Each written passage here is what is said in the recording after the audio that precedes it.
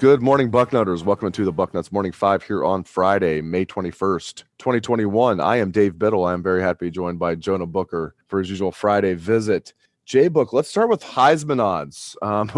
Last few years, we've been talking about Justin Fields and the Heisman odds. So Master Teague is near the top 10 in Heisman odds. Tell me more, my friend. Yeah, the MGM released their college football odds, and Master Teague is leading the charge for Ohio State kids when it comes to who they view as a Heisman favorite. So basically, Vegas is telling everyone that they believe that Master Teague is the leader in the clubhouse when it comes to the running back position.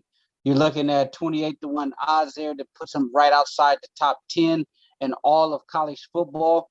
I know Ohio State fans are giddy about the younger guys that are coming up behind him, believe that they have more potential. But Las Vegas, they're telling you that they think Master Teague is going to be the guy, the premier running back at Ohio State, based off where they set those Heisman odds so far. So what do you think about that? I mean, let's move past the Heisman, because I'm sure everybody listening to the show really doesn't care about that right now, the Heisman odds, although it is interesting to look at it. What do you make of Ohio State's running back situation as a whole? Like, not necessarily who takes the first snap of the first play of the season, but who's going to be the main guy this season, or the main guys if they go with two guys? Yeah, I'm in two categories here, Dave, to be honest with you. I'm in the mind frame of Henderson and Mayan and maybe a healthy Crowley. It gives you more at the running back position. So my mind says, okay, you could see a double-headed monster with Mayan Meatball and TreVeyon Henderson there, especially if you listen to the talk about from the coaches after spring ball saying that Henderson's really going to get a shot to be the guy, and Mark Pantoni's calling him baby Saquon Barkley. And if you're getting that type of praise, or if you have that type of player in your program, my mind says play him. I don't care how young he is. If he's that special and he's that gifted, have a 1-2 punch like USC had with Lindell White and Reggie Bush when it comes to TreVeyon Henderson and Meatball. But there's also the mind frame that Ohio State has a history of giving the veterans the benefit of the doubt and maybe playing them over some of the younger guys. And I just think that Master Teague is going to be a guy that starts off early, getting the bulk of the carries. And if he just is adequate, I think he's still going to be in the mix, getting carries. As much as Ohio State fans want to see, the potential and the home run hitting ability of the younger guys, I just believe that Master Teague is not going to go away. And it kind of reminds me of, when you're playing fantasy football and you have a handcuff on your roster and somebody else has to main back, you're kind of hoping that the other guy starts to see a little bit more carries, so your value and your opinion of the guy will go up. Well, I just think that in this situation, Master Teague is going to get his touches. And Ohio State, they've shown that they're going to give the benefit of the doubt to veteran guys who played football for them before.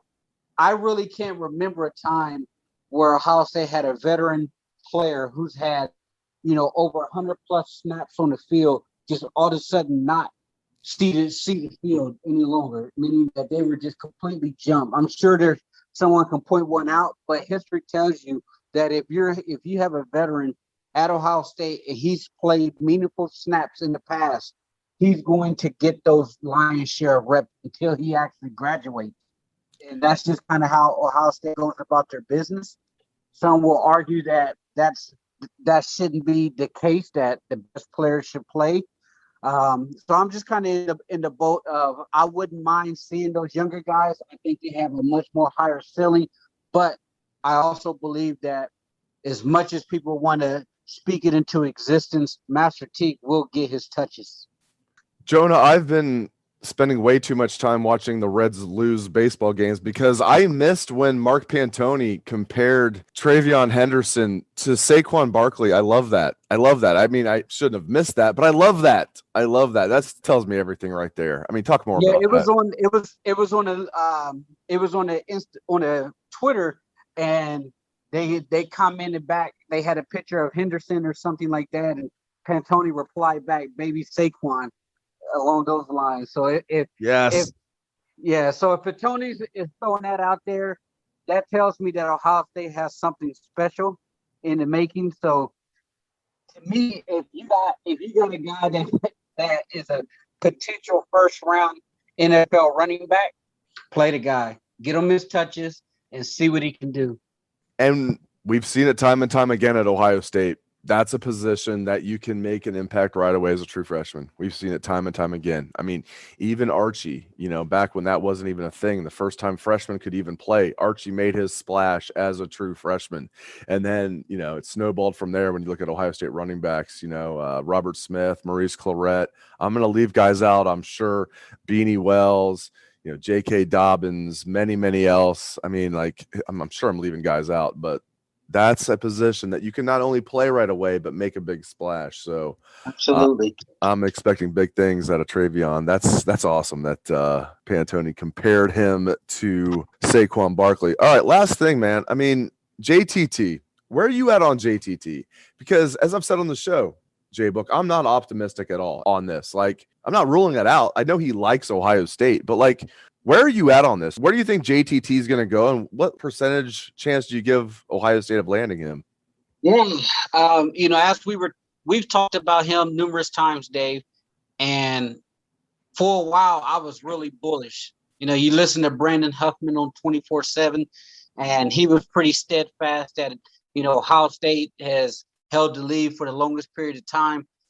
But as we gone through the process since the national championship, the way Nick Saban is operating out here, Dave, it has me shook because Nick Saban is at this point is taking everyone and everybody from anywhere in the country, from all teams. And it's a point right now that if you're talking about a guy that hasn't been on campus, but Ohio State still leads supposedly, you still have to give Ohio State more than a puncher's chance. Get them on campus, show them a good time, and I think Ohio State will have a legitimate shot. But there's something going on down there in Alabama to where if Nick Saban starts talking to these kids in their ear, he is tough to beat. And the indications are that JTT is going to visit Alabama. So pulling him from the Crimson Tide, that's going to be a major, major haul. Not saying it's impossible. If I had to say right now, it can go either way. And the fact that Nick Saban is taking anyone, my question is, how does Alabama have all of these scholarships to continue to take so many players? Because at this point, they had a 25 plus recruiting class and they're taking transfers and adding JTT potentially to their class. You would think that, they're way past the scholarship limit, but that's another conversation. I still have faith in Larry Johnson and Ryan Day. I still believe those guys will recruit their tail off. They will show him a great time. And the thing that Ohio State still has going for them is they have some Washington guys that he's very familiar with on the roster right now. So they'll be able to also show him the red carpet. And I'm sure they've been in contact in his ear for the longest period of time. So I'm keeping my fingers crossed, but the first order of business needs to be get him on campus first. Great stuff, as always, from Jonah Booker. Thank you very much to J-Book. Thank you very much to all the listeners out there for tuning into the show. We appreciate that very much. Hope everyone has a great day and a great weekend. Let's hear that Buckeye swag, best damn band in the land.